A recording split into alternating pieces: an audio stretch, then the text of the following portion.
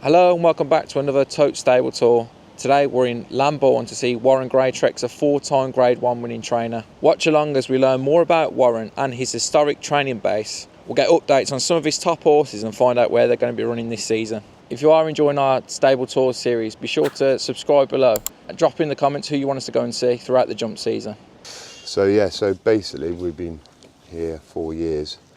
I did work here from year 99 to 2009.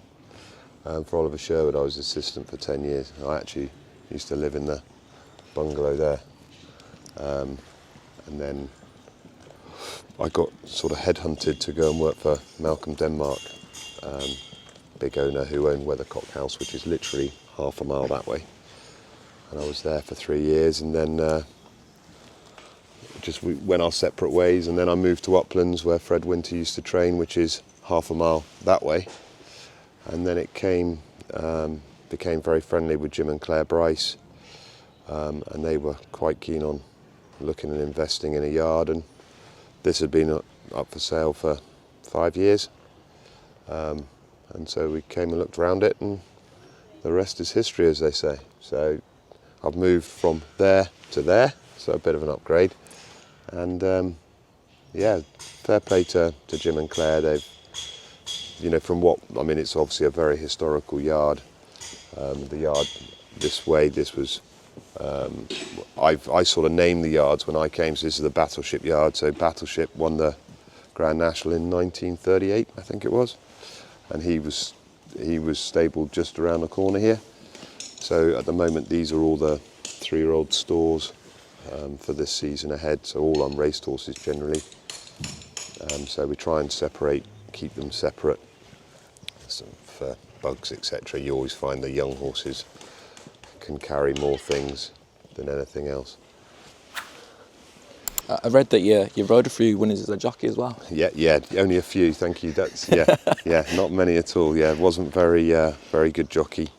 Thankfully, a better trainer. I think, was it for Nick Gifford and a few other people? Well, no, for Josh, his father, Josh Gifford. Sorry, yeah. I started off, my first job was David Nicholson, the Duke.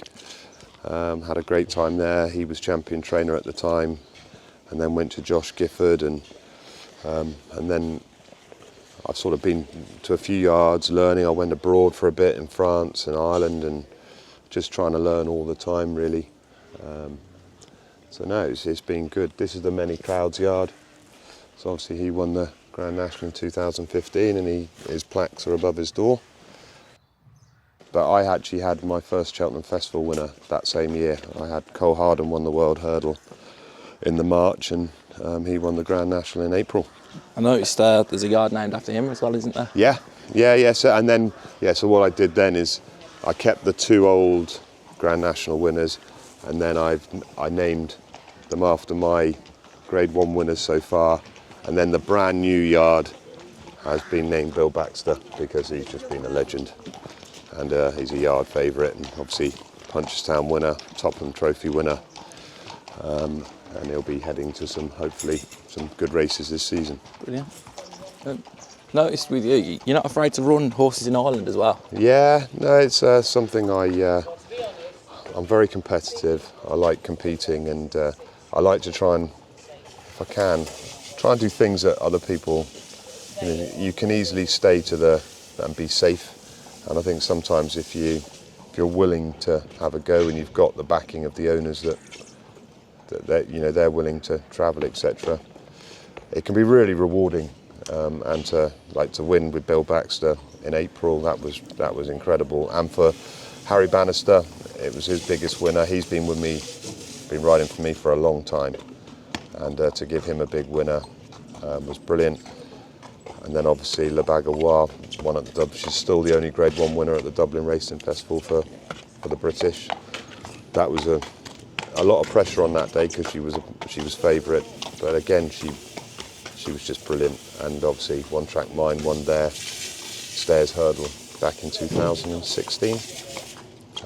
And again, wasn't expected. You're taking on the Irish in their backyard, and it's tough, but we managed to pull it off. So yeah, and you get a lot of kudos for it, and I just find it, I love it, and it's good for the owners.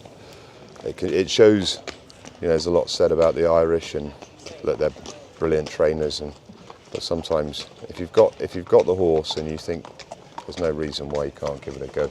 Yeah, so I'm sort of 50 jumpers and just 30 flat horses, so they're just quietening down now, thankfully, and the 3-year-olds have been a bit disappointing this season, and I think that's because I definitely turned the screw on them as 2-year-olds, because it was my first year training 2-year-olds. But this year I've been a little bit more lenient with them, and I think that'll hold them in good stead for the 3-year-olds next year. But I've loved it, and something a bit different. It gives me loads of energy. This is a different way of thinking, and I think it's probably improved me as a trainer. And your son's a very accomplished flat rider as well. That helps. He's good. He was in this morning actually. He's around somewhere. He came and rode work. So he's doing very well for himself. Tom as well, his twin brother, he works for Richard Hannon, so he's getting a few more rides now. And then, well, my wife Tess, she's a big bloodstock agent, so she helps buying the horses, which is another added bonus. She works for High Flyer for Anthony Bromley and David Minton, so that helps as well. And my kids are the 3 young daughters. One of them's mad into it, the 13-year-old. She's pony racing, etc. So, yeah, we're surrounded by it really. Building the Greatrex dynasty. Well, yeah. This season, you're absolutely flying as well with the 14 winners so far and a 37% strike rate. Yeah, it was over 50. I've let myself down a bit. But yeah, no, it's been going very well. We haven't run many horses either, so the first 2 proper jumpers I've sent out have won. So that's been good. And I'm just waiting for a bit more rain, and then we'll be busy. We'll be busy. But yeah, I think 14. I would say that's pretty much my best ever. Yeah. From when I started training, I think. I can't imagine there's many. Maybe once, maybe I might have got a few more, but that always, because I think so last year I was aiming at 30 winners. So you'd be devastated if you didn't get to that from now. Yeah. So if we can get nearer 40, then that's doing pretty well with 50 horses. So I think they had down your best season was 58. So if the trends are right, you're heading in the right direction. Yeah, that would be pretty phenomenal from the amount of horses I got. But you never know. You never know. Okay, Jemima, you can go. You can go, Eloise. One up, Charlie's, please. Ollie, take a turn. Esme, you can go 1. You can go 1. You can go 1. You can go 1. You can go 1. Take another turn. You can go 1. You lead this group, Will. Well, one more turn. You can go. Take another turn, please. Ollie, you can go. Just go and have a little trot and then just up the short. Yeah. So you're the first jumps trainer we've done in Lambourn, but it's quite divided here. You get a lot of flat and jump trainers. What's the scene like? Yeah, it's good. Yeah. So over the years, it used to be that Newmarket was the sort of flat centre, and Lambourn was the jump centre. But there would be more flat horses in Lambourn now than National Hunt, which, to be fair, you can look at it both ways. It's not a bad thing, because it means for jumping you get pretty much a free run. I think the only jumps trainers in Lambourn now, Jamie Snowden, myself and Ollie Signey. Obviously Nicky, but he's just obviously has his own gallops. He does come over and use the gallops here every now and then. So it gives you've got plenty of time, and some of the gallops you go on, although we're in a centre, there could be no one there, so it's like you've got your own place. But Lambourn itself, obviously owned by Jockey Club Estates, that has just improved, so much since they bought it, however long ago, and every year they're investing. The gallops are second to none. Even this last lot I just saw there, Ollie Murphy brought 10, 15 horses over. We get a lot of outside people, and we're in the privileged position. It's on our doorstep. Obviously, I'm pretty much in prime location here. We've got the gallops behind us, so we don't have to really go on any roads. But I've been in Lambourn since the late 90s, and I love the place. You know, all my kids are growing up here, and I've got good friends who are other trainers, etc., and friends who are around the area. So no, it's a good place to live. We're in a great location. You know, you can get anywhere from here. You're not far from the M4 and not M40 and etc. So yeah, we're very lucky. I was reading on your website about sort of your training philosophy, and you're a big believer in patience. You said your eyes, your ears, and your great team are your three biggest assets. Yeah, so I'm the son of a farmer. So from a very young age, I was always around livestock, whether that was cows, sheep, chickens, you name it. I was around it. My dad had always had a few pointers, and I used to spend a lot of time in my holidays with my dad on the farm, and it was something I really enjoyed. And just the animals were my first love, really. And so when I got into racing, it was always the horse that came first. And I think just from my background of knowing livestock, I would like to think I've got a sort of gut intuition about when they're right and wrong, and I think that holds me in good stead. And we still use the science of anything we need to help us, but I think just knowing how animals tick in general has helped me. And I definitely think, for me, training horses, it's always a prevention rather than cure scenario. I think if you have that in the back of your head, you can't really go wrong. And what I mean is that if you see a horse come out in the morning, and although you're meant to be working it, and it just might be something that just doesn't look quite right, for me, you're always best to not do anything with that horse, because I think if you try and push through and think, well, that horse has to work, blah blah blah, I think you get yourself in trouble then. I think horses are very sensitive, and if you can make the wrong move by trying to be too forward or too pushy with them, you'll suffer. And I've always had that in the back of my mind. It was fun. I went to. I've always liked to go around other yards, and I went to Willie Mullins for a day, and I found that was one of the things I took back from him. He'd be very similar. He would look at his horses, and if that horse is a bit off colour or he doesn't think it's as it should be, he will do the same. And I think for anybody starting training, if I could give any advice, that would be it, because I think you can't go wrong then. You'll have issues, but if you're always on the side of being cautious, they won't be as big as if you're being pushy and think, oh, let's just drive on, because it never works. I feel like racing's as competitive as ever. It's a bit like the Premier League now, where there's a lot of good stables that have smaller numbers, and it's almost like I say with the Premier League, where you turn up one week and you can get beat by absolutely anything. Yeah, and there's some seriously good trainers around, and you can't take anything for granted. I think I'm glad I started back in 2009, because I think if you're starting training now, it's tougher now than it's ever been. And I don't know if I'd fancy starting from scratch now, because I think it would be tough. But it just seems to be, like you say, there is so many people out there that are very, very capable, and there's a lot of nice horses out there. And if even the smaller people, if they get hold of one, they can do the job.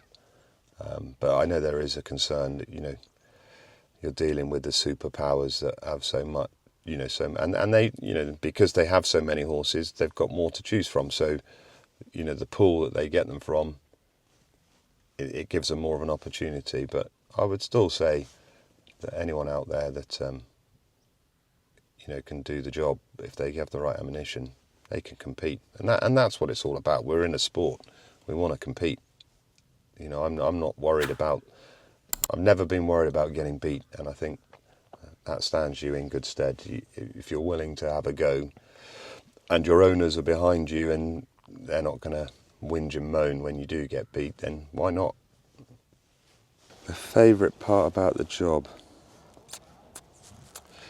I take my dogs out for, you know, sort of around 10 o'clock at night, and that is a very nice time to be around the horses. And it sounds funny, but all you want is silence. If there's silence, they're at peace, and you know they're in a good place. If you go round and there's a bit of banging and kicking, there's obviously something a bit stressed, and it's peaceful. No staff around, and you can just walk around them and just check they're all right. That's a really good time. So these are the first lot. So the one in front on the right called ALBA Cruise.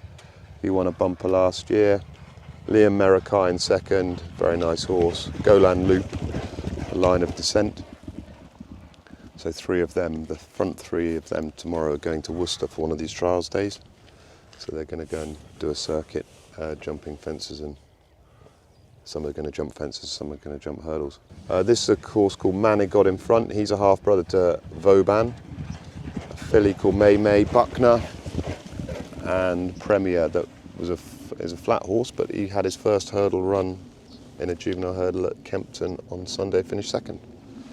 You touched on where the owners like to have winners, but where do you like to have winners? I've got sort of Stratford, Fontwell, Fosslas and Wetherby, some of your top tracks. Yeah, Wetherby, I had my first big winner there. So I've always liked Wetherby, good fair track. Stratford I've always been quite lucky at.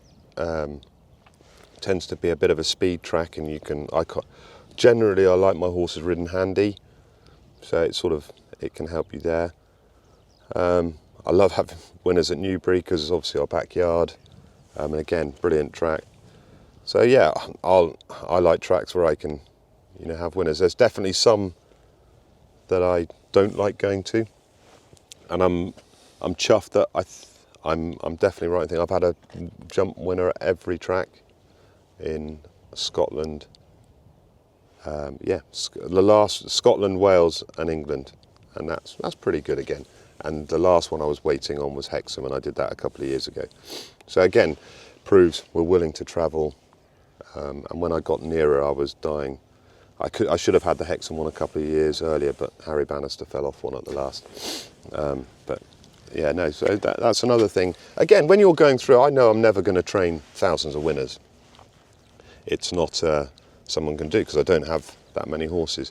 But little things like when I retire and I sit back and I can say, well, I've had I don't think there's that many people training now that have had a winner at every track. Yeah. So it's just ticking off things, little targets that you just think, hang on, that's pretty cool. You took us nicely onto Jockeys there.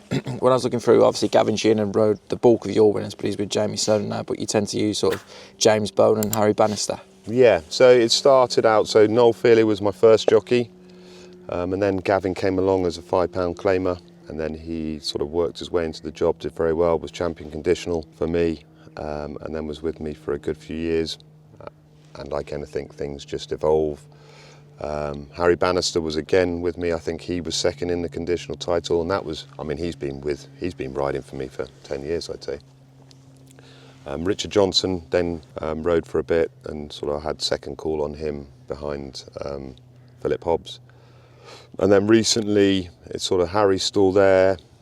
James, I think James is a top class jockey and such a nice lad and makes the job easy. And he's got a bit of the X factor, but he does a lot of the things you want him to do right. He does. Horses jump well for him. He's got a good brain on him. He rides a good race, and obviously he's second jockey to Nicky. So it sort of works out quite well. That I'm able to use him when Nicky doesn't. I use Sean Bowen, Brendan Powell, these guys all come in and school. Paul O'Brien, I think, is very good. And yeah, and Harry. And then I've just taken on young Will Featherstone as my conditional, who was with Jamie Snowden, so he's come here this season. And again, I like to bring young jockeys on and I think from the years gone by, if they're good enough, they will get the chances. And if they're not, they won't. And it's as simple as that. And I never tell them, they're going to have the world. They have to work hard, and they have to keep improving. I don't mind if they start and they're a bit raw and green, because that's what it's all about. But if they take on board, I would like to think they'll leave me better than when they came. And so I take a bit of pride in that too. The likes of Gavin and Harry, they were young lads when they came, and they've made a very good career out of it. And thankfully, I was part of that. How do you feel with your current crop of horses? You touched on Cheltenham not being the sort of be-all and end-all, but have you got anything that you think can go and win at these spring festivals that is like possibly top class? There's a few young hurdlers. To name a couple, ALBA Cruz and Liam Merakai. I've thought very highly of them, but Liam Merakai's had one bumper run and one at Warwick, impressively. And I think that's always a very good place to win a bumper at. I think the bumpers there are always well above average. So he'll start over hurdles. Again, we'll see, but he looks to me like a horse who has all the ability you need, and then just needs a bit of luck. ALBA Cruz, he had 2 runs in bumpers. He finished 3rd and then he won. Lovely horse. Again, he'll be running soon. So they're the sort of hurdlers who I think could be pretty smart, and they'll be ones I'll be looking forward to. So obviously Bill, bit of a yard favourite, aren't you? So he won obviously the Topham Chase a few years ago, and then found the season after a bit tricky for whatever reason, whether he just wasn't his full self or whatever. Then last year we sort of changed things up a bit, started over hurdles, giving him a few easier races and gave him a bit of confidence. And then went and won at the Punchestown Festival, which was amazing, with Harry on, which meant a lot. And so the plan would be, I'm not sure whether we'll run him over hurdles or fences, beginning of November, and then his first big aim this season will be the Beecher Chase. Go back over those fences and see. He was always a little bit dubious whether he'd stay, but now he's got a bit older, definitely stays. He stayed very well at Punchestown last year. Goes in a bit of soft ground, obviously jumps those fences well. And then after that we can see after that. But he's a 9-year-old now, and he's just been an absolute star. He's absolutely loved in the yard. We've named a yard after him, and he's just such a character. But he still loves his job, and he's done us proud. The handicapper's taken an interesting view of that Punchestown race. He's put him up £13. I know, yeah, because he went down. Because they gave, funny, if you go over to Ireland, they give you a couple, because he was, so they gave me I think he was 129 over here and 127 over there. So yeah, but like, he was up to it the time before. I mean, he won very well, so I knew they were going to absolutely crucify him. But we'll see. He said the Beecher Chase is first sort of big target, but I suppose if he were to run well in that, he wouldn't really be far off, looking at a Grand National. Would that be his big aim? Well, I think if he won the Beecher Chase, I think he'd be in pretty much, wouldn't he? So he'd probably go to a rating that would get him in, and then I think, why not? I think if you've got a horse that handles those fences, and it's funny because he's never really a very exuberant jumper, but he just took to them well that day. Didn't take to them well the year after, but I think James got a bit brave there. But yeah, no, he's the sort of horse, he loves a big occasion, he loves a big crowd, he seems to pick his game up then, and I don't see why not. If he went and ran very well or won the Beecher Chase, then we'd have to think about it, definitely. So HERAKLES Westwood did very well last season. He was progressing nicely. I was really disappointed with how things went in the National Hunt Chase. I think he should have been a lot closer that day. I don't think we were very busy, and just disappointing. But he still ran well considering. And then I thought he ran really well at Punchestown. Probably at the end of a long season.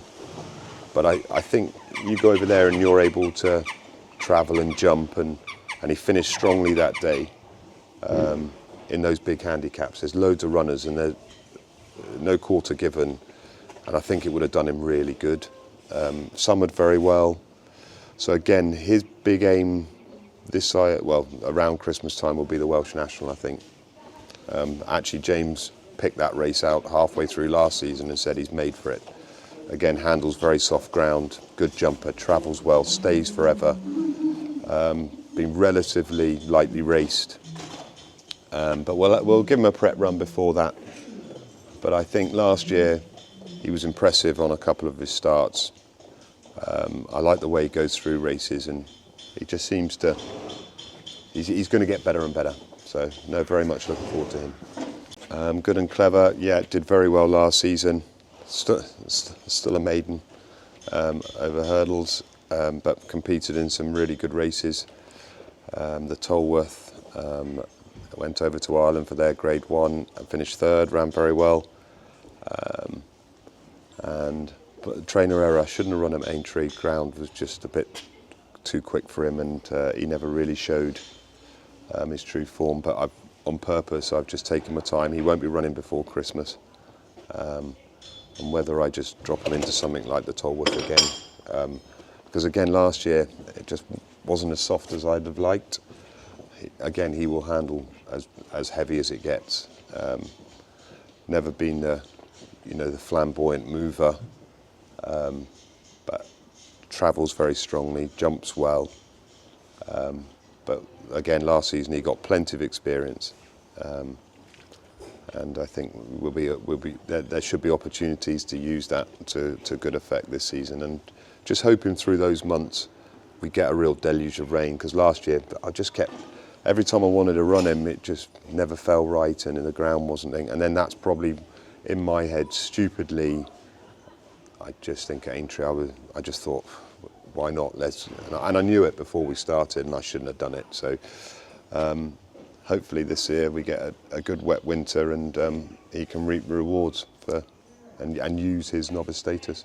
What do you think his sort of optimum trip will be in time? I think he will be a 3-miler in time, but on deep ground he travels well enough to still run over 2, but probably I'd say if we're going to be running in the bigger races, probably 2.5, I'd say. But I just know that, like last year, the Tolworth, it can be bottomless in Aintree at that time of year, and it just never was.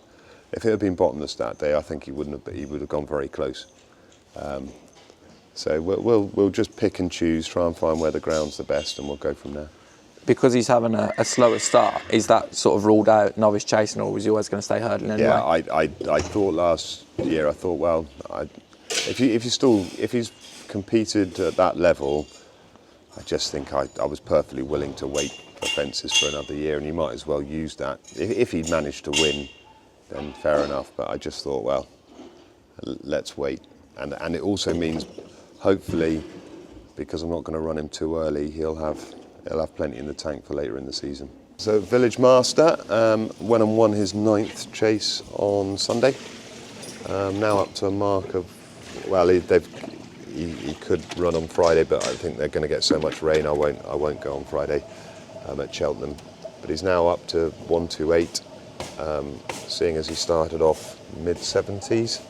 He's done very well. He's only a 6-year-old still. I've had to tinker with his wind a few times, but he's going the right way. He'll probably have one more run before he has a bit of a winter break, because he just doesn't handle very soft ground. I might even dip his toe in that Ascot race a week on Saturday, depending on what the ground's like, that 100 grand race, because he should get in off the bottom, with no weight at all. I don't know what the weather's going to do, but if it was a dry week next week at Ascot, again, it'll be quick enough ground, and it might be just worth going out and dipping your toe into something like that. brilliant jumper. It was really impressive, I thought, at Kempton on Sunday. And I do think, being only a 6-year-old, he'll improve again. So, you know, he's been a real cool horse, and yeah, no, he's definitely going the right way. I think I've got down his rate is 83 over hurdles. Obviously, his progression's come over fences, but could you ever drop it back over hurdles? Yeah, that would be something I would think of. I mean, jumping is his asset, but I think, yeah, now he seems to be a lot more. When he was coming through the hurdle ranks, he was very green and raw, and yeah, it's definitely something I could think about. Did very well last year, was second 4 times, and then won on his last start at Southwell. I was always going to improve for a summer out. Had his first run the other day over fences at Utoxeter. Jumped great, ran a really good race, probably finishing second to not a bad horse anyway, but it's a 4-year-old, so it was getting an allowance. So he probably ran to late 120s, first time over fences. He'll have learned plenty then. He learned as he went, but his jumping was good. I could see this horse, he's a proper 2-miler.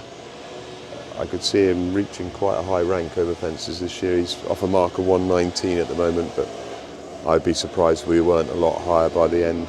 Probably wants a flat track, wouldn't want too deep a ground, but it's still a young horse, and I could see him, yeah, definitely going up the ranks, and could be quite impressive later on in the season. He jumped well at Utoxeter. He did. Could you see him sort of being pitched into sort of good 2-mile handicap chases come the end of the season? Yeah, I wouldn't be surprised. And I wouldn't be on the realms even better, maybe. I don't know. I could see him really improving him. And he likes to be ridden very positively, but I didn't want to first run have him flat out. Like, if he can get in his rhythm from the front, he'll be a hard horse to live with. There won't be many around that will be able to go his cruising speed. But I didn't want to do that the other day, and we probably gave the winner a bit of a freebie, really. But he finished with loads of running. He had a wind up during the summer, which I thought would help him. And yeah, he's still a young horse, but I love those 2-mile races if you get a really good jumper. So I'd be surprised if we weren't in some really good races by the end. He's in a pretty special box as well. Is that by design? Yeah, put it this way, I just wouldn't put a lesser light in here. So yeah, I do think a lot of this horse, and if he can progress like I think he does or can do, I think he could be really smart. So he'll go novice handicap chasing. He's got a mark of 122. Again, he's only a 4-year-old, so he'll get I think up until the end of this month he gets £9. November he'll get £8. Which counts for a lot. He was quite busy last year, and obviously we got him from France, and then he just carried on, so he hadn't had much of a break. Had a good summer out this year, physically done very well. Quite a highly strung horse, can't be overworked because he tries very hard. I was happy with him last year. Fred Winter didn't really happen for him, but I was really chuffed with the run at the end of the season. I thought that was a really good performance at Sandown. It was probably, out of all of his races, was the most fluent. He settled well, and if I probably hadn't quite finished in a lot of his races how I would have liked, but he really finished strong at Sandown, so that will hold him in good stead for this year. Jumps very well, very athletic horse. And again, we'll probably start him over 2 miles. He will get 2.5, but we'll try and utilise that 4-year-old allowance. But again, it wouldn't surprise me if we're in some better races by the end of the season. So I'd hazard a guess this was probably your best bumper horse last season. Yeah, surprised me a bit. Obviously, very funnily bred by Cool Company, who was obviously a sprinter for Midland Park, but a fine big horse. We bought from Dennis Murphy, who I bought some good horses from, Bill Baxter being one. He came to us, just a real gentleman of a horse, very straightforward. We took him to Fontwell, expected him to run well, and he won very easily. So again, looking at something in the spring, he's got such a good mind on him. I thought, well, why not? You know, he wasn't going to ever disappoint us in the Aintree bumper. So he ran him there, and he ran very well in probably ground. If it was softer, he would have been a lot closer. but he ran a great race. He's done well over the summer. He's come back in, he'll go hurdling. Could run this weekend. He's in Aintree and Wincanton on Sunday. I would favour Wincanton if they get the rain. Start him off over 2 mile. He's had an away day just to get a bit more education, jumps very well. Yeah, just a very straightforward horse. He's going to be a chaser, he's built for chasing. His biggest attribute is his mind. He's like an old hand at it, and yet he's still relatively young. But it wouldn't surprise me if he went up the ranks, and I would say probably towards the end of the season we'll be looking more 3 mile than 2 mile, but I think we'll start him off over 2. I like to do that with the youngsters, because I think it's a case of you start at the beginning of the season with a full tank of petrol and you want to get to the end with it as full as possible. And I think if you start them off over longer trips and they have harder races, there's not so much left at the end. So I like to build the season as we go. But he's an exciting horse to look forward to. Obviously, he caught the headlines. I've been from the Coldwell Dispersal side for Gordon Elliott's, but he's largely ran the flat since he's been with you. Yeah, he just over hurdles, for whatever reason, just wasn't getting home. And it's that typical thing it's not his fault, it's no one's fault, but when you got that price tag, everyone's sort of looking at you, and we had to try him in some of the better races. So he's probably been quite highly tried and wasn't really give a chance. So it was actually Jim who said, why don't we try him on the flat? And to be honest, he's done really, really well. He's got a mark of, I think it's early 80s on the flat. Yeah. I still think there's more to come there. But we will try him back up. I might even school him over a fence in the next couple of weeks, because he is a good jumper, and that could just another avenue to go down. And if he doesn't take the fences, we might give him a hurdle run, and then, this side of Christmas, and then give him a bit of a break, and he'll come back on the flat next year, where I still think he'll do very well. Just wasn't getting home over hurdles for whatever reason. And a couple of races, even at Punchestown as a juvenile, he sort of cruised turning in, and then literally just cut down. So he's done very well on the flat. It's given him a bit of confidence. He works like a nice horse, and he does everything like a nice horse, but just hasn't lived up to probably the price tag. And to be honest, probably never will. It's just one of those things, but it's still a nice horse to have. This is the next French horse, and he was travelled over to Punchestown, where he was well fancied to run well at Punchestown. Yeah, just went completely wrong for whatever reason. Just lost the plot beforehand. Saddling him, he just melted. He just didn't handle, whether it was the occasion or the travelling or being away from here too far. And the only time he disappointed before that was at Carlisle, where he obviously travelled a fair way last year. Highly talented horse, jumps supremely well. Ideally needs to go right-handed. Always tends to go that way.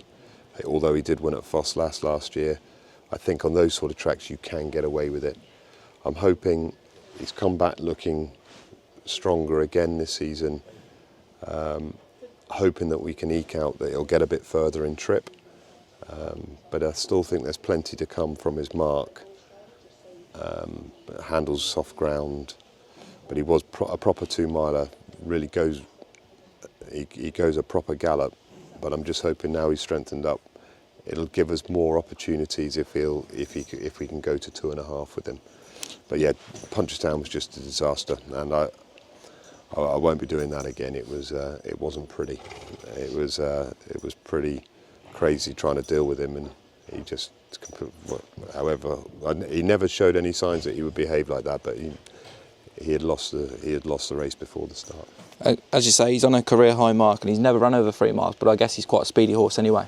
Yeah, he's quick. I mean, if we could eke out that he will get a trip, it'll open so many doors, and I think a lot of it was just he wasn't strong enough to get the trip, whereas he's getting there now.